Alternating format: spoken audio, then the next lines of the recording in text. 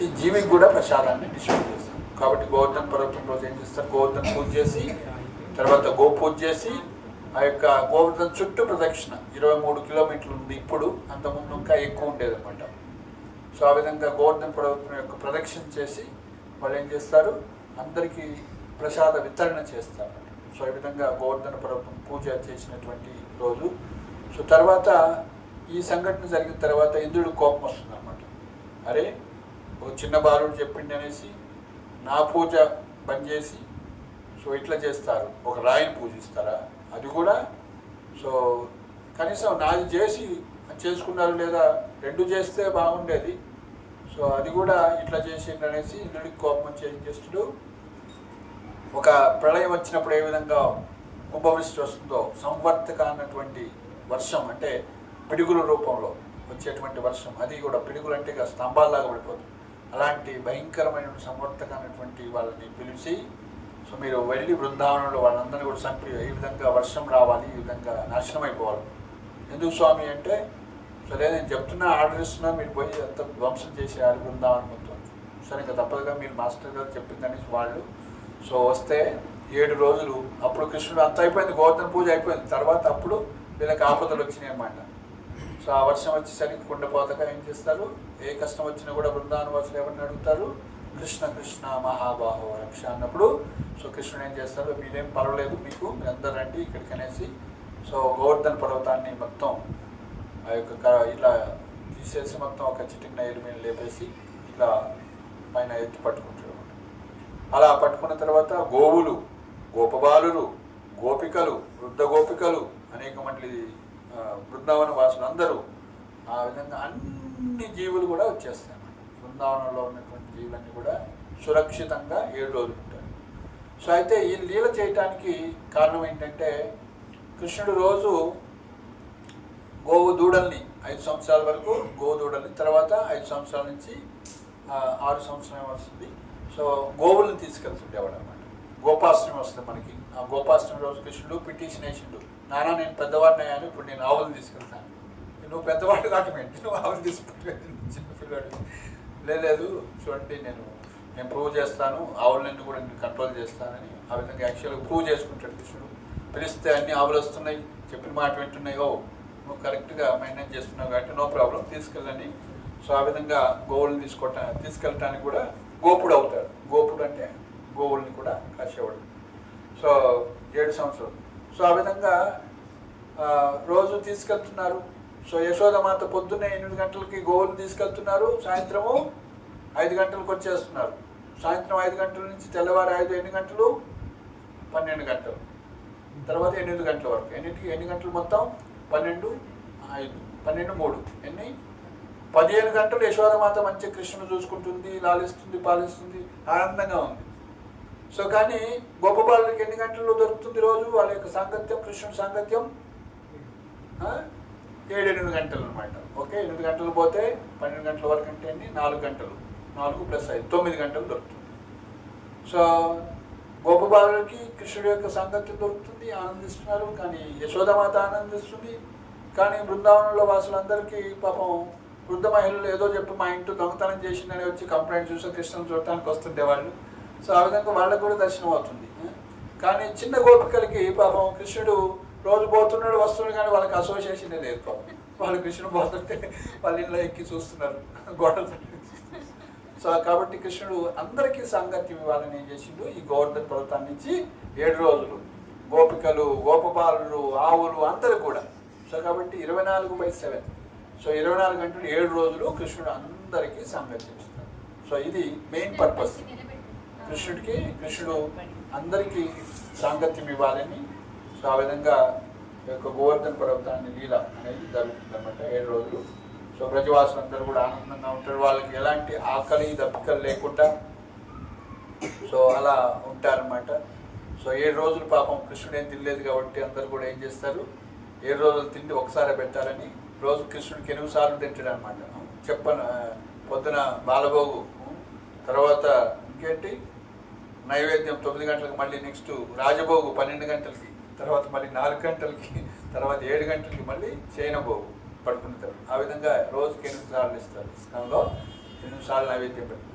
So 8 × 7 రోజులు ఎన్ని 56 సార్లు. సో కాబట్టి చెప్పను భోగ్. ఇప్పుడు ఈరోజు ఏం చేయాలి, కృష్ణుడికి 56 ఐటమ్స్ చేసి పెట్టారు. అందుకే చెప్పను భోగ్ అన్న కాన్సెప్ట్ వస్తుంది అనమాట. 56 ఐటమ్స్ తయారు చేసి పెడతారు అనమాట. మేజర్ ఫెస్టివల్స్ అన్నిటి జగన్నాథ్ లీలలో కానీ గోవర్ధన్ లీలలో కానీ ఈ విధంగా 56 ఐటమ్స్ తయారు చేసి కృష్ణుడు పెడతారు అనమాట. సో కాబట్టి ఈ విధంగా గోవర్ధన్ పర్వత లీల అనేది జరుగుతుంది. సో బృందావన వాసులందరూ కూడా కృష్ణుడు కూడా చెప్తారు అనమాట. ఎవరైతే ఈ కథను విని ముఖ్యంగా గోవర్ధన్ పర్వతాన్ని పూజిస్తారో వాళ్ళ యొక్క అన్ని కోరికలు తీరుతాయని చెప్తూ, సో ఎవరైతే పూజించారో వాళ్ళకి గోవర్ధన్ మీద అన్ని పాములు ఉంటే వచ్చి కలిసి వాళ్ళు చచ్చిపోతారని కృష్ణుడు చెప్పిస్తారు. సో కాబట్టి గోవర్ధన్ పర్వతాన్ని ఖచ్చితంగా పూజించాలి, ఆదరించాలని చెప్తారు. సో ఈ విధంగా గోవర్ధన పర్వతం అనేది ఈలో అంటే భగవంతుడి యొక్క ఐశ్వర్యాన్ని ప్రదర్శన చేసినటువంటి లీల. సో అదేవిధంగా బృందావన వాసులందరూ కూడా సాంగత్యాన్ని ఇచ్చినటువంటి లీల. సో కాబట్టి మనం బృందావనం వెళ్తే ఏం చేయాలి, గోవర్ధన ప్రదక్షిణ చేస్తారన్నమాట. 23 కిలోమీటర్లు ఉంటుంది. సో సాధారణంగా మనం యాక్టివ్గా అంటే హెల్తీగా ఉంటే 5 గంటల్లో చేయొచ్చు. సో కానీ ఇప్పుడు మనం గ్రూప్గా పోయాను, ఎక్కువ మంది పోయాను అనుకోండి, 8 గంటలు పడుతుంది, 8-9 గంటలు. అంటే అందరినీ కలుపుకొని పోవాలి కదా. సో ఎవరితో మాట్లాడుకుంటే రోజు జపం చేసుకుంటూ పోతే 4 గంటల్లో చేసేవాళ్ళు కూడా ఉన్నారు. అట్లా బృందావనం యొక్క గోవర్ధన పరిక్రమ రోజుకి 3 సార్లు చేసేవాళ్ళు కూడా ఉన్నారు, 2 సార్లు చేసేవాళ్ళు ఉన్నారు, రోజుకి 1 సారి చేసేవాళ్ళు ఉన్నారు. మనమైతే సంవత్సరానికి 1 సారి. కొంతమంది అయితే పాపం జీవితం ఇంకా చేశారా, మీరు వెళ్ళారా, దర్శనం చేసుకోవాలి. మానవ జన్మ వచ్చిన తర్వాత మనం గిరి గోవర్ధన దర్శనం చేసుకోవాలి. సో గిరి గోవర్ధన్ టాప్ మోస్ట్ అనమాట. భక్తిలో కృష్ణ భక్తుల్లో గొప్పవాళ్ళు 3 ఉంటారనమాట. హరిదాసులు అంటారు, బుద్ధవుడిని హరిదాసుడు అంటారు, యుధిష్ఠిర్ మహారాజు పాండవుల్లో పెద్దవాడు, ధర్మరాజును కూడా హరిదాసుడు అంటారు. అట్లనే గోవర్ధను, మరి గోవర్ధన హరియా హరిదాసుడా చెప్పండి? ఆయన భగవంతుడా, భగవంతుడి యొక్క భక్తుడా? హరిదాస హరియా? హరిదాస్ కదా. సో ఆయన 2 అన్నమాట. ఏ విధంగా అయితే చైతన్య మహాప్రభు భగవంతుడా భక్తుడా అంటే ఆయన భగవంతుడే కానీ భక్తుడు రూపంలో వచ్చారు. అట్లనే రామానుచార్య భగవంతుడా భక్తుడా? రామానుచార్య భక్తుడు, ఆయన సాక్షాత్తు బలరాముడే అన్నమాట, సాక్షాత్తు లక్ష్మణుడే, భగవంతుడి యొక్క అవతారం, విష్ణు అవతారం సాక్షాత్తు. సో ఆ విధంగా మనకి ఆయన సాక్షాత్తు కృష్ణుడే కానీ కృష్ణ భక్తుడుగా కూడా ఉంటాడు. అంటే కృష్ణ భక్తుడు అంటే కృష్ణుడికి అన్ని ఏర్పాట్లు చేసేది ఆయనే కదా. గోవర్ధను రాధాకృష్ణుల యొక్క నీళ్ళకన్నిటి కూడా ఆధారం గోవర్ధన పర్వతం అన్నమాట. ఆవులకు మేత, తాగటానికి నీళ్లు, అదేవిధంగా పుష్కలంగా వాళ్ళు ఆడుకోవటానికి అన్ని పండ్లు ఫలాలు అన్నీ కూడా, అనేకమైన కోతులు అవన్నీ కూడా జీవరాశులు అన్నిటి కూడా ఆశ్రమిస్తుంది. సో కాబట్టి అదేవిధంగా సాధువులందరూ కూడా గోవర్ధన పర్వతం ఆశ్రమిస్తుంది.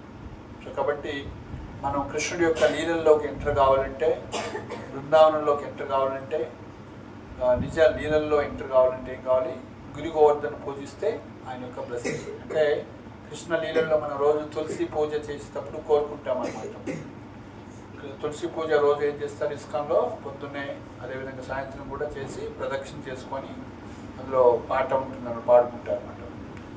సో ఎయ్యి నివేదన ధరు సఖీరను గత గౌరవ, నా యొక్క కోరిక ఏంటంటే బృందావన వాసులైనటువంటి గోపికల యొక్క సఖులు అంటారు, వాళ్ళ యొక్క అనుగత కరో, వాళ్ళ యొక్క మార్గదర్శకత్వంలో మనం సేవ చేయడానికి మమ్మల్ని తీసుకోండి అని మనం ప్రార్థన చేస్తాం అన్నమాట. సో కాబట్టి బృందావనంలోకి మనం ఎంటర్ కావాలంటే, అంటే నిత్యలీలలోకి ఎంటర్ కావాలంటే పర్మిషన్ ఎవరు కావాలంట, గోవర్ధన్. అట్లనే 5 ఇస్తారు పర్మిషన్, ఒక్కరే కాదు. రెండోది మన గురువుని మనం ప్రార్థించినా కూడా గురువు యొక్క కృప వల్ల కూడా మనం నిత్యలీలలో భగవంతుడి యొక్క నిత్యలీలలో ఎంటర్ కావచ్చు. రెండోది గోవర్ధన్. మూడోది తులసి మాత. కాబట్టి ఎవరైతే తులసి పరమ భక్తురాలన్నమాట. సో ఆమె పేరు బృందాదేవి. సో తులసి ప్రదక్షిణ చేసి రోజు తులసిని పూజిస్తే రాధాకృష్ణుల యొక్క దర్శనం మనకు అవుతుంది, అన్నీ సిద్ధిస్తాయన్నమాట. అందుకే ఇస్కాన్లో రోజు పొద్దున సాయంత్రం తులసి పూజ చేస్తారు, ముఖ్యంగా పొద్దున చేస్తారు నిత్యం కూడా. సో కాబట్టి బృందాదేవి కృప వల్ల కూడా మనం కృష్ణలీలలోకి ఎంటర్ కావచ్చు. ఇంకా యమునాదేవి ప్రార్థన చేస్తే కూడా మనం కృష్ణలీలలోకి వెళ్ళవచ్చు. ఇంకెవరున్నారు? సో గోవర్ధన్, తులసి, గిరిరాజ్, యమున ఒక్కరున్నారు. సో ఈ విధంగా గురువు అని చెప్పామా, గురువు. సో ఈ విధంగా మనం వీళ్ళ యొక్క కృప వల్ల మనం భగవంతుడి యొక్క నిత్యలీలలోకి ఎంటర్ కావచ్చు. సో కాబట్టి మనం భగవంతుణ్ణి ప్రార్థించే ముందు వీళ్ళ యొక్క కృప అనేది ముఖ్యం. కాబట్టి ఇస్కాన్లో మనం ఏం చేస్తాం, గురువు యొక్క మంత్రాన్ని చెప్పినాం కదా. జయ శ్రీకృష్ణ చెప్పండి. జయ శ్రీకృష్ణ చైతన్య ప్రభు నిత్యానంద శ్రీ అద్వైత గదాధర శ్రీవాసాది గౌర భక్త వృంద. హరే కృష్ణ కృష్ణ కృష్ణ హరే హరే హరే రామ రామ రామ హరే హరే. సో మనకి కృష్ణ భక్తి రావాలంటే ఫస్ట్ వీళ్ళ యొక్క నామం, అంటే వాళ్ళు ఈ రూపంలో వచ్చి భగవంతుడు యొక్క భక్తులు, భగవంతుడి యొక్క శక్తి, ఈ విధంగా ఈ రూపంలో వచ్చి మన భక్తులు ఇచ్చారు కాబట్టి వాళ్ళ నామం స్వీకరిస్తాం. ఇంకా ముఖ్యంగా ఇస్కాన్లో అయితే ఇంకా ఇది ఇస్కాన్కు మనం అయితే శ్రీల ప్రభుపాదులు వారు యొక్క నామం తీసుకుంటారు. అది ఫస్ట్ చెప్పాము మనం. విష్ణుపాదాయ కృష్ణ ప్రేష్టాయ భూతలే శ్రీమతే భక్తి వేదాంత స్వామి. ఆయన పేరేంటి? భక్తి వేదాంత స్వామి యొక్క నామం చేసి తర్వాత జయ శ్రీకృష్ణ హరే చేసి తర్వాత హరే కృష్ణ కృష్ణ కృష్ణ హరే హరే హరే రామ రామ రామ హరే అలా జపం చేస్తాం, కీర్తన చేస్తాం. ఏది చేసినా సరే మనం ఈ విధంగా పాటిస్తాం. సో కాబట్టి మనకి కృష్ణుని పొందాలంటే, రాధాకృష్ణుని సేవించాలంటే మనం ఎవరికి యొక్క కృప కావాలి? గురువు యొక్క కృప కావాలి, లేదా బృందాదేవి కృప కావాలి, గిరి గోవర్ధన కృప కావాలి, యమున యొక్క కృప కావాలి. ఈ విధంగా వీళ్ళ యొక్క కృప ద్వారానే మనం నిత్యలీలలో భగవంతుడి యొక్క, అందుకే వీళ్ళని మనం తక్కువ అంచనా వేయాలి. సో కాబట్టి గిరి గోవర్ధన పూజ ఖచ్చితంగా చేసుకోవాలి ప్రతి సంవత్సరం. చేసుకుంటారా ప్రతి సంవత్సరం సెలబ్రేషన్స్? ఇప్పుడు అర్థమైంది కదా. సో మీరు గోలోకంలోకి వెళ్ళాలి, వైకుంఠంలోకి వెళ్ళాలంటే సో తులసిదేవి పూజ చేస్తే అంట ఎన్ని పాపాలున్నా కూడా క్షమిస్తుందంట. సో చూడండి, సో తల్లిదండ్రుల్లో ఎవరు ఎక్కువ కృప కలిగి ఉంటారు? తండ్రి ఉంటాడు, అరే భలే ఉన్నాం ముద్దుగా ఉన్నాం, వాడు క్వాలిటీ బాగానే ఇక్కడ పక్కన పెట్టిపోతున్నాడు. అప్పుడు ఏం చేస్తామమ్మా, క్లీన్ చేసి వాడిని తయారు చేసి మంచిగా చేసి మళ్ళీ పౌడర్ వేసి భలే ఉన్నాం. సో అట్లనే మనం చేసేటువంటి కామక్రోధ మదమోహ మాత్సర్య యొక్క అన్ని కూడా హర్షడ్ భారగాలు అన్ని కూడా బృందాదేవి ఏం చేస్తుంది, రోజు ప్రదక్షిణ చేసి ఆమె నీళ్లు పోసి సేవ చేస్తుంటే ఏమవుతుంది, ఆమె యొక్క కృప వల్ల మన హృదయం అనేది పవిత్రమవుతుంది. సో కాబట్టి రాధాకృష్ణులో రాధారాణి ఎక్కువ కృప చూపిస్తుంది. అట్లనే బృందాదేవి కూడా మనకి తల్లి లాంటిది అనమాట. ఆ విధంగా మన యొక్క పాపాలని, సమస్త పాపాలని హరిస్తుంది. అందుకే ప్రదక్షిణ చేసేటప్పుడు పొద్దున్నే చదువుతాం, యాని కానిచ పాపాన్ని బ్రహ్మహత్యాది కానిచ తాని ప్రణశ్యంతి ప్రదక్షిణ పదే. ఆ యొక్క ప్రదక్షిణ చేస్తే అంటే బ్రహ్మహత్యాది కానిచ, బ్రహ్మహత్య లాంటి అంటే బ్రాహ్మణులు చంపితే బ్రహ్మహత్య అవుతుందట. సో అలాంటి మహాపాపాలు కూడా పోతాయి అని చెప్తారు. సో అలాంటి మనం నేను పోతాయి ప్రదక్షిణ, ఈరోజు బ్రాహ్మణులు చంపేసి రేపు ప్రదక్షిణ చేస్తా అంటే పోదన్నమాట. అంటే ఉద్దేశపూర్వకంగా చేస్తే కాదు, బై మిస్టేక్ ఏదైనా జరిగితే అలాంటి పాపాలు కూడా పోతాయి. అట్లనే హరినామం చేస్తే ఎలాంటి పాపాలన్నీ కూడా నశించిపోతాయట. సో ఒక గది నిండా పత్తి ఉందనుకోండి, ఒక అగ్గిపుల్లు వేస్తే ఏమవుతుంది? జీరో. అట్లనే అనంత కోటి జన్మలుగా చేసిన పాపరాశి అంతా కూడా, ఎంత పాపం ఉన్నా కూడా ఒక్క హరి అని ఒక్క నామం చేస్తేనే పోతుంది. సో కాబట్టి నేనేదో తప్పు చేస్తాను, మళ్ళీ పాపం చేస్తాను, మళ్ళీ రేపు హరే కృష్ణ అంటానంటే కుదరదు అనమాట. అట్లా ఇంటెన్షనల్గా చేయకూడదు అనమాట. సో కాబట్టి ఇప్పటి వరకు మనం అజ్ఞానంలో ఏదైనా పాపాలు చేస్తున్నట్లయితే అన్నీ కూడా నాశనం అవుతుంది. సో కాబట్టి ఇప్పటి నుంచి ఆ పాపాలు చేయకూడదు. ఏంటి 4 పాపాలు ఉంటాయి? ధర్మానికి విరుద్ధంగా 4 పాప పనులు ఇస్కానికి వచ్చినాక చేయొద్దు అంట. ధర్మానికి 4 ఎన్ని పాదాలు ఉంటాయి? ధర్మానికి ఏంటి పాదాలు? కొత్త వారు చెప్పండి, ఒకటి చెప్పండి. మాతాజీ చేతులు చెప్పారు. ఏంటి ఒక పాదం చెప్పండి. ధర్మానికి ఉన్న 4 పాదాల్లో ఒక పాదం పేరు చెప్పండి. ఏం పేరు? మీ పేరు? భాగ్యలక్ష్మి. అబ్బో మంచి పేరు. ఓకే. సో మీకు ఎవరికైనా మంచి భాగ్యం కావాలంటే భాగ్యలక్ష్మి మాతాజీ ప్రార్థన చేయండి. భాగ్యం అనేది మంచిగా అవుతుంది. చెప్పండి, ధర్మానికి 4 పాదాలు ఉంటాయి. ఏంటి తెలుసా? ఓకే, ఎవరికైనా తెలుసా? ఓకే, మీకు లాస్ట్కి ఇస్తాం ఛాన్స్ కొద్దిగా. ఓకే, ఆల్రెడీ చెప్పారు కానీ రాంగ్ అది. ఓకే, ఇంకా కొత్త వాళ్ళకి ఛాన్స్. ధర్మానికి 4 పాదాలు ఏంటంటే చెప్పండి. సత్యం, దయ, తపస్సు, శౌచం. సత్యం, దయ, తపస్సు, శౌచం. సో ధర్మార్థ కామోక్షాలని చతుర్విధ పురుషార్థాలు అంటారు. సో ధర్మానికి 4 పాదాలు. ధర్మో రక్షిత రక్షిత, తిరుపతి పోయినప్పుడు రాస్తారు కదా, ధర్మో రక్షిత రక్షిత అని రాస్తారు. ఏంటో ధర్మం అంటే ఏంటో మనకు తెలియకుంటే ఏం పాటిస్తాం. సో కాబట్టి ధర్మాన్ని పాటించడం అంటే ఈ సత్యము, దయ, తపస్సు, శౌచం అనే 4 నియమాలు పాటించాలి. మరి సత్యాన్ని పాటించాలంటే ఏం చేయాలి? సత్యమే పలకాలి, అంతే, సింపుల్. అంటే అబద్ధాలు ఆడకూడదు, అంటే జూదం ఆడకూడదు అని అర్థం. పేకాట ఆడుతున్నాం, గుర్రపద్యాలు ఇట్లాంటి బెట్టింగ్స్ చేస్తున్నామంటే అన్నీ కూడా అబద్ధాలు, మనం ఇనుక్కుపోతాం మనం. సో కాబట్టి అలాంటి వాటి జోలికి పోవు. సో కాబట్టి అబద్ధాలు ఆడకూడదు. సత్యాన్ని పాటించడం అంటే జూదం ఆడకపోవడం. ఓకే. సో దయ చూపించడం అంటే ఏంటి? అందరికి దయ చూపించడం అంటే ఏం చేయాలి? ఇతరులని హింసించకూడదు. క్షమ, దయా, క్షమ. సో ఇతరుల మీద మనం దయ చూపించాలంటే వాళ్ళని చంపకూడదు, అంతేనా కదా? అనవసరంగా వీడు ఎందుకు పనికిరాడని కొడతారా? ఇప్పుడు ఇంట్లో పిల్లవాడు, నా 3 పిల్లలు ఉన్నారనుకోండి, ఒకరికి ఏదో పాపం ఆరోగ్యం బాగలేక పని చేయలేరు అనుకోండి, వీడు ఎందుకు పని చేయట్లేదని 2 అన్నలు కలిసి వాడిని సాగొట్టింది అనుకోండి, తండ్రి సంతోషపడతారా? సో కాబట్టి ఎవరికి ఉన్నటువంటి శక్తి మేరకు వాళ్ళు జీవిస్తూ ఉంటారు. కాబట్టి ఇతరులను చంపే అధికారం మనకు లేదు. కాబట్టి నేను నిన్ను కోసుకొని తింటా అంటే ఒప్పుకుంటారా? సో మరి ఇప్పుడు మాంసాహారం తినకూడదు. దయ అంటే ఏంటి? మాంసాహారం తినకూడదు. మాంసాహారం తినమంటే దయ అనే ప్రిన్సిపల్ వైలేట్ చేస్తున్నాం. మానవ జన్మ వచ్చిన తర్వాత మాంసాహారం తినకూడదు, అది పాప పని. జూదమాడటము పాప పని, మాంసం తినటం కూడా పాపం అన్నమాట. సత్యం, దయ. తపస్సు చేయటం అంటే ఏంటి? తపస్సు చేయటం అంటే యాక్సెప్టింగ్ ఇన్కన్వీనియన్స్ వాలంటరీ. ఇప్పుడు మీరు ఇంటికి వస్తున్నారంటే తపస్సు చేసినట్లే కదా. సినిమా సీరియల్స్ అన్నీ వదిలిపెట్టుకొని వచ్చినా లేదా తపస్సు చేయడం? రోజు సీరియల్స్ అని మిస్ అయిపోతున్నాయి. ఏదో ఉంటాయి, ఏదో క్యావిగేషన్ ఉంటుంది కదా మనకి. సినిమాలే కావచ్చు, సీరియల్స్ కావచ్చు, ఇంకోటి. సో అలాంటి భౌతిక విషయాలన్నీ కూడా వదిలిపెట్టుకుని రావడం గ్రేట్. తపస్సు అంటే ఏంటంటే, ఇప్పుడు ఏకాదశి వచ్చింది అనుకోండి, ఏకాదశి రోజు ఏం చేస్తామంటే ఇస్కాన్లో, సో మనం తినడానికి తిట్టలేక కాదు, ఆడ ఏంటంటే ఆ రోజు ఉపవాసం ఉండాలి అని ఒక వ్రతం అనమాట. అంటే అంటే నియర్, వాసం అంటే భగవంతుడి హరికి దగ్గరగా ఉండటాన్ని ఉపవాసము అంటాం. అంటే హరికి దగ్గరగా ఉండటం అంటే ముఖ్యంగా ఏకాదశి రోజు ఏం చేయకూడదు అంటే అన్నం తినకూడదు, ముఖ్యంగా గింజలు తినకూడదు. ఆ గింజల్లోకి పాప పురుషుడు ఎంటర్ అవుతాడు. కాబట్టి ఏకాదశి రోజు ఏం చేస్తాం మన భక్తులందరూ? అన్నాన్ని తినరు. అన్నము అంటే రైసు, గోధుమలు, ఏనా గింజలు అంటే తెలుసు కదా. సో ఆ గింజలతో వండింది ఏది కూడా తినమని. అందుకే మనం అన్నం తినకుండా, గింజలతో చేసింది తినకుండా ఆ రోజు ఏం తింటారు? యాక్చువల్గా నిర్జలు ఉండాలి, ఏమి తినకూడదు, ఏం తాగకూడదు.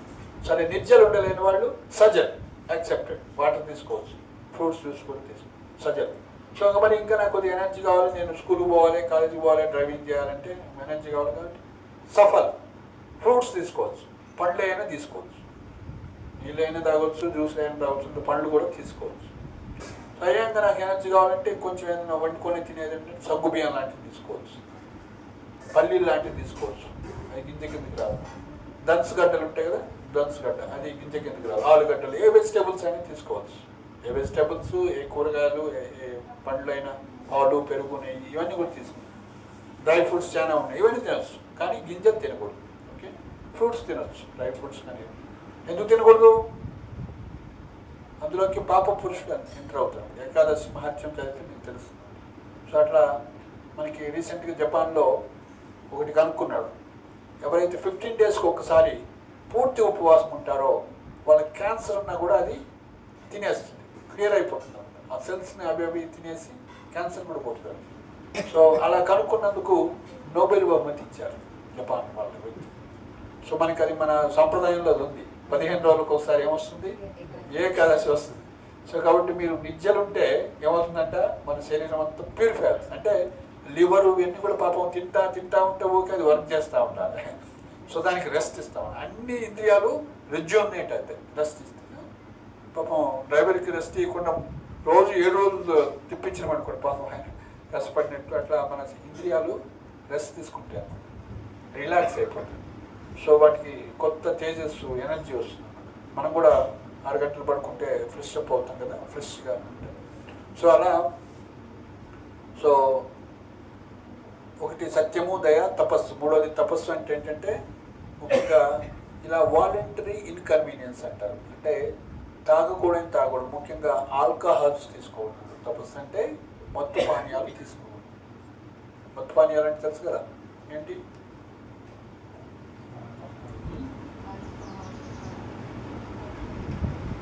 కళ్ళు, సారాయి, రకరకాల బీరు, బ్రాంతి, విసుగు, ఇంకా సిగరెట్ కూడా, ఇంకా గుట్కాలు కూడా, ఇవన్నీ కూడా ఇంటాక్సికేషన్ మత్తు.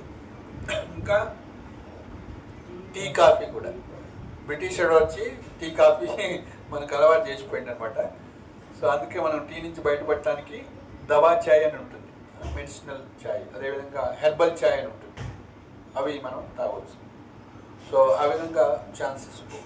సో సత్యం, దయ, తపస్సు అంటే సో ఆల్కహాల్ తీసుకోకపోవటం, మత్తు పానీయాలు తీసుకోవటం. మంచిదా, తాగాల? మీరందరూ ఎంకరేజ్ చేస్తారా మీ ఇంట్లో వాళ్ళందరినీ? సో మత్తు పానీయాలు తాగి కుటుంబాలే నాశనం అయిపోతుంది. సో కాబట్టి మనకి మంచిది కాదు, మన కుటుంబానికి మంచిది కాదు, సమాజానికి కూడా మంచిది కాదు. సో కానీ మనం సహజ స్థితిలో అంటే బద్ధ స్థితిలో వీటికి ఆకర్షించబడతాం అన్నమాట. సో కాబట్టి సత్యము, దయ, తపస్సు, శౌచము. శౌచం అంటే శుభ్రత, అంటే అక్రమ సంబంధం ఉండకూడదు అంటారు, స్త్రీ పురుషుల యొక్క వ్యవహారము. సో అందుకే చిన్నప్పటి నుంచి గురుకులాలు ఉండేవి, విద్యాభ్యాసం 5 సంవత్సరాల నుంచి చిన్నప్పుడు గురువు దగ్గరికి వెళ్తే విద్యని అభ్యసించేవాళ్ళు. గురువు పంపించేవాళ్ళు, భిక్షాటం చేసుకొని రండి అంటే. సో అప్పుడు ఏం చేస్తారు, వాళ్ళు వెళ్ళి ఏమంటారు, ఎలా అడుక్కోవాలి? మీకు అలవాట్లేదేమో భిక్షాటం చేస్తుంది. భిక్షాందేహి ఏమంటారు, నేను మర్చిపోయినది నాకు కూడా. భవతి భిక్షాందేహి అంటే, భవతి అంటే మాతృవత్పరధారేషు, ప్రతి స్త్రీని తల్లిలాగా చూడటం నేర్చుకుంటారు. మాతృవత్పరధారేషు. లోష్టువత్పరద్రవ్యేషు, ఇతరుల యొక్క సంపదని మన సంపద కాకుండా ధూళితో సమానంగా చూడటం. లోష్టువత్ పరద్రవేషు. ఆత్మవత్ సర్వభూతేషు, అందరినీ మనకెంత జీవించడానికి ఎంత ఒక ఇది ఉందో, శక్తులు ఉంటాయో లేకుంటే పర్మిషన్ ఉందో, ఆ విధంగా ప్రతి వారిని కూడా సమానంగా చూడటం. ఆత్మవత్ సర్వభూతేషు. యపశ్యతి స పండిత. చాణక్య పండితుడు చెప్తున్నాడు, పండితుడు ఎవరంటే మాతృవత్ పరధారేషు, లోష్టువత్ పరద్రవ్యేషు, ఆత్మవత్ సర్వభూతేషు యపశ్యతి స పండిత. సో కాబట్టి నేను జీవించడానికి నాకు ఎంత అధికారం ఉందో వీళ్ళందరూ కూడా, ఇతర జీవులందరూ కూడా ఉంది. అట్లనే ఇతరుల యొక్క సంపదని ధూళితో సమానంగా. అందుకే ఇంతకుముందు ఎక్కడైనా ధనం ఉందనుకోండి, అది మంది కాకుండా మనం తీసుకోమన్నమాట. ఈ రోజుల్లో 500 నోటు ఆడబడింది అనుకోండి, ఏం చేస్తాం, అరే నాది ఏదో కింద పడింది అని వాడు కింద పడేసి పాపం 500 నోటు తీసుకుంటాడు. సో కానీ ఇంతకుముందు అలా కాదన్నమాట, ధర్మంగా. సో మనకి ఒక స్టోరీ చెప్తారనమాట ప్రభుపాద వారు. ఒక ఆయన ఆయన దగ్గర, రామయ్య దగ్గర ఎంతో డబ్బు 5,000 రూపాయలు అప్పు తీసుకున్నారు. సో ఆయన ఏం చేశాడంటే, ఆ తండ్రి ఎప్పుడు నోట్స్ అది రాసుకుంటాడు, తన డైరీలో రాసుకుంటాడు, నేను రామయ్యకి 5,000 రూపాయలు ఇవ్వాలి అని రాసుకుంటాను, 10 రోజులు తీసుకున్నాను. సో ఆయన చనిపోయారు. సో తర్వాత వాళ్ళ కొడుకు చూశాడు, ఒక రోజు ఓపెన్ చేసి చూస్తే, అరే రామయ్యకి నా 5,000 అప్పు ఉండడానికి తీసుకుపోయి, ఇగో అండి 5,000 అప్పు ఉన్నాను రాశారు మా నాన్నగారు, మీరు తీసుకోండి అంటారు. లేదు నేనేం అప్పు ఇవ్వలేదండి, మీ నాన్నగారు నాకేం అప్పు లేడు, సో నేను తీసుకోను అంటాడు. లేదంటే తీసుకోవాలా మీరు అంటాడు. సో ఆయన నాకైతే గుర్తులేదు, నేనైతే ఇవ్వలేదు, నాకు సంబంధం లేదు, దయచేసి నాకు ఇవ్వకండి. సో ఇంతకుముందు అలా నీ కర్మ అంటే నాది ఎవరి సొంత ఆర్జితం, వాళ్ళ సొంత ఆర్జితమే వాళ్ళు అనుభవించేవారు, సుఖమే కావండి దుఃఖమే కాదు. సో కాబట్టి ఇప్పుడు ఆ ధర్మము నీతి అన్నీ కూడా పోయినాయి, దిగజారుతున్న స్థితి. సో ఇంతకుముందు అలా ఉండేది. శవం మీద 500 వేస్తే మనం తీసుకుంటామా? ఎందుకు? డబ్బే కదా. అమ్మో ఏం కర్మ. అదే కానీ కర్మ కూడా అంత సీక్రెట్ అన్నమాట, మనకు తెలియకుండా వస్తుంది. మనం అనుకుంటాం ఇదేదో మంచిగా. సో కాబట్టి చాలా సటిల్ అనమాట కర్మ అనేది. సో కాబట్టి సో సత్యం, దయ, తపస్సు, శౌచం. సో శౌచం అంటే అక్రమ సంబంధం లేకపోవటం అని చెప్పుకున్నాము. సో స్త్రీ పరపురుషునందను కూడా తండ్రితో సమానంగా చూడాలి, పురుషుడు స్త్రీని తల్లితో సమానంగా చూడాలి. ఇదంతా కూడా మనం వైదిక విద్యా విధానంలో నేర్చుకుంటాము. ఇప్పుడు అంత సిస్టమ్ మారిపోయింది. ఎక్కడ అవకాశం దొరికితే అక్కడ భోగించాలి అని ఒక జంతువులాగా ప్రవర్తిస్తూ ఉంటాము. జంతువుకు స్త్రీ, తల్లి, సిస్టర్ ఏముండవు అనమాట, నీతి నియమాలు ఏముండవు అనమాట. సో జంతువుకి మనకి తేడా ఏంటో తెలుసా? జంతువు మనకి తేడా ఏంటో తెలుసా? ఏం చేస్తుంది జంతువు? తింటుంది, ఇంకా పడుకుంటుంది. మనం తింటాము, మనం కూడా పడుకుంటాం. నిద్ర, ఆహారం, ఈ రెండు జరుగుతుంది. తర్వాత సంతానాన్ని ఉత్పత్తి చేస్తుంది. నిద్ర, ఆహార, మైత్రం. తర్వాత భయ అంటే రక్షణ చేసుకుంటుంది. భయం వల్ల కోడి కూడా ఏదైనా అంటే కోడి పిల్లలు ఉన్నప్పుడు దగ్గర పోతే కథమే, అది వచ్చి తన్నేస్తుంది. సో కాబట్టి ప్రతి జీవిలో కూడా రక్షించుకునే స్వభావం ఉంటుంది అన్నమాట. తన ముఖ్యంగా కోతులు కూడా బృందావనంలో పోతే ఎప్పుడన్నా చిన్న పిల్ల కోతి ఉంటుంది, దాని జోలి పోయిందంటే కథమే, పెద్ద కోతి వచ్చి మిమ్మల్ని చీరేస్తుంది. చాలా జాగ్రత్తగా ఉంటారు. సో కాబట్టి నిద్ర, ఆహార, భయమైదునంశ సామాన్యమేతత్ పశుభీ నరానం ధర్మోహితేషో అధికో విశేషో ధర్మేణ హీన పశుభీ సమాన అంటారు. సో కాబట్టి ఇవే మన జీవిత లక్ష్యం కాకూడదు. ఎలా తినాలి, ఎలా పడుకోవాలి, సంతానాన్ని రక్షణ చేసుకోవాలి, ఇవి కాదు జీవిత లక్ష్యం. అది ప్రతి జీవి కూడా చేస్తుంది. ధర్మోహితేషో అధికో విశేషం. ధర్మం అసలు మన నేను ఎవరిని ఎక్కడి నుంచి వచ్చారు, నా ధర్మం ఏంటి, నేను ఎందుకు ఇలా మృత్యువుకి పోతున్నాను, ఎందుకు నేను ముసలవాణ్ణి అవుతున్నాను, ఎందుకు నేను వ్యాధులు వస్తున్నాయి, వీటి నుంచి పర్మనెంట్గా ఎలా బయటపడాలి, అసలు ధర్మం అంటే ఏంటి, నేను ఎవరిని తెలుసుకోవాలి. అతతో బ్రహ్మ జిజ్ఞాస. మానవ జన్మ వచ్చిన తర్వాత జంతువులాగా జన్మించకుండా అసలు నేను ఎవరిని తెలుసుకోవడానికి ప్రయత్నించాలి. సో సో ధర్మం పాటించాలన్నమాట. ధర్మం అంటే తెలుసుకొని నా కర్తవ్యం ఏంటంటే తెలుసుకోండి. కాబట్టి ధర్మం గురించి తెలుసుకోండి. ధర్మం అంటే తెలుసా మీకేంటో చెప్పుకున్నాం ఇందాక. మీ డ్యూటీ ఏంటని చెప్పినా కదా, చదువుకోవటం అని చెప్పి. ఏం పేరు నీ పేరు? సహస్ర. ధర్మం అంటే ఏంటి తెలుసా? విన్నావా ఈ పదాలు? ఎప్పుడు వినలే? ఎవరు చెప్పట్లేదు? స్కూల్ కాలేజీలో చెప్పట్లేదు. చెప్తారా? భగవద్గీత గురించి చెప్తారా కొద్దిగా? Very good. ఓ ఏ స్కూల్ పేరు? మాతృశ్రీ. Master EK. ఓ స్పెషల్ మాస్టర్ ఈకే విద్యాలయ. మాలాంటి మేము చదువుకున్న స్కూల్లో చెప్పలేదు, అన్ఫార్చునేట్. అదృష్టవంతం. తిలకం పెట్టుకొని పోతావు ఇట్లే? తిలకం పెట్టుకుంటాను రోజు లేదా? పెట్టుకోండి, మరి తిలకం కూడా పెట్టుకోవాలి. సగం బొట్టు, చిన్న బొట్టు ఏంటి, తిలకం పెట్టుకొని పోవాలి. సో ఇది భగవంతుడి యొక్క రెండు పాదాలు, ఇది తులసి. సో ఎవరి యొక్క నొసటిన ఈ యొక్క తిలకం ఉంటుందో యమలోకం మొత్తం బాగుంటుంది. ఎవరి కంఠంలో తులసి మాల ఉంటుందో యమధర్మరాజు పట్టుకోడు అనమాట. యమదూతలు కానీ యమధర్మరాజు కానీ పట్టుకోడు. మొన్ననే ఒక భక్తుడికి అనుభవం అయింది. సో వచ్చి యమదూతలు చూస్తున్నారు అనమాట. మెడలో కంటి మాల ఉంటుందని వాళ్ళు అట్లనే చూసి దూరంగా పోయినారు.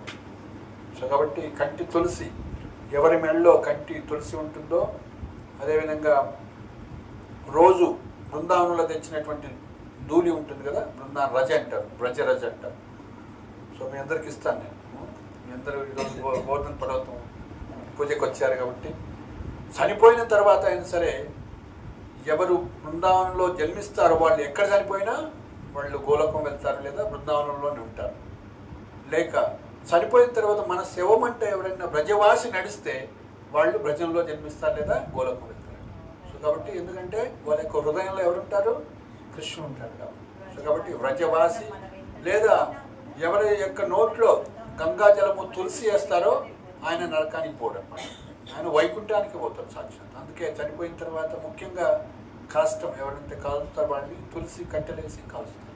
సో వాళ్ళు ఎంత పాపం ఉన్నా కూడా వాళ్ళంతా కూడా వాళ్ళ ఆశీర్వాదం వాళ్ళు భగవంతాము. ముఖ్యంగా ఈ యొక్క నామం ఎవరి యొక్క నృష్ణ గోపీ చందనం ఉంటుందో, గోపికల యొక్క పాదతులు అన్నమాట, గోపీ చందనం అంటారు. బృందావనం అంటే గోపీ చందనం అంటారు.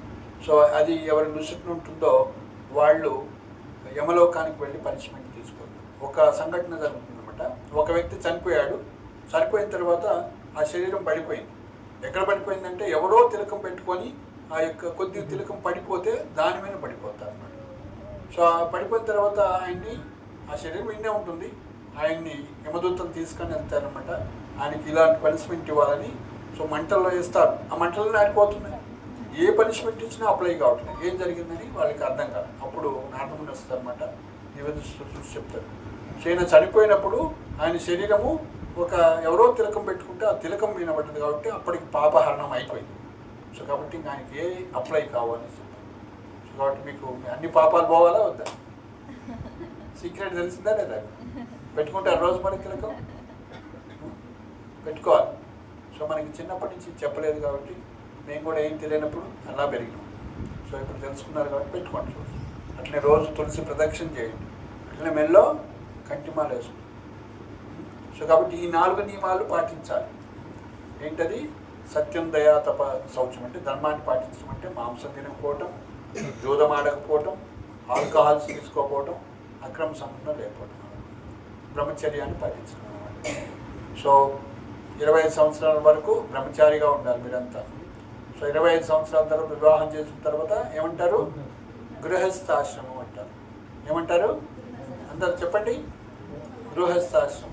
25 సంవత్సరాల వరకు బ్రహ్మచారి ఆశ్రమం, 25 నుంచి 50 సంవత్సరాల వరకు గృహస్థాశ్రమం, 50 నుంచి 75 సంవత్సరాల వరకు వానప్రస్థాశ్రమం. వృద్ధాశ్రమం కాదు, వానప్రస్థం. అంటే వనాలకు వెళ్ళాలి. ఏ వనానికి వెళ్ళాలి? బృందావనం లాంటి వనాలకు వెళ్ళాలి. అంటే భక్తిని మనం ఇంకా పెంచుకోవాలి. సో 75 తర్వాత ఏం ఆశ్రమం? నెక్స్ట్ సన్యాసి ఆశ్రమం. అఫ్కోర్స్ మనకు 100 ఉంటే ఇవన్నీ కూడా. సో అప్పుడు 70 ఉంటున్నా, 80 ఉంటున్నా తగ్గుతున్నది కాబట్టి. సో కాబట్టి మనం ఏం చేయాలి? చదువుకునేటప్పుడు నిష్ఠగా సినిమాలు ఇవన్నీ కూడా చూడకూడదు. సో ఇతర స్త్రీలని ఇతర పురుషుల్ని మనం వాళ్ళ జోలికి పోకూడదు. కానీ బ్రహ్మచర్యం అనేది పాటిస్తే మనకి బుద్ధి వికసిస్తుంది. సో కాబట్టి ప్రతి స్త్రీ కానీ ప్రతి పురుషుడు కానీ ఈ విధంగా నైష్టిక బ్రహ్మచర్యం పాటించాలి. అలా పాటించడం వల్ల మనకి భగవద్గీత, భాగవతం అనేది బాగా అర్థమవుతాయి అన్నమాట. ఇంద్రియాలని నిగ్రహించుకోవడం అన్నమాట. ఓకే. సో ఆ విధంగా మనం ఈ విధంగా చేసినట్లయితే మనకి త్వరగా భక్తి వస్తుంది. భక్తి సాధన చేసి మనం భగవంతుని కృష్ణ ప్రేమని పొందవచ్చు. హరే కృష్ణ హరే కృష్ణ కృష్ణ కృష్ణ హరే హరే, హరే రామ హరే రామ రామ రామ. ఎంత అయింది? అబ్బో, మనం ముందే చెప్పుకున్నాం. హాఫ్ అన్ అవర్ సీలింగ్ అని పెట్టుకుంటుంది, 1 అవర్ పోయింది క్లాస్. సో హరికథ అనంతం, హరిలీల అనంతం కాబట్టి మనం స్టాప్ చేయడం కష్టం. సో ఈ విధంగా మీరందరూ కూడా ఇక్కడ సండే రావడానికి ప్రయత్నించండి. సో లాస్ట్ 5 మినిట్స్ కీర్తన చేసి ఇంకా చిన్న హారతి చేసుకున్నాం. ఓకే. అది కొత్త వీడియో పెట్టండి, వేరేది పెట్టుకున్నాం. మార్చారా? గుడ్. హరే కృష్ణ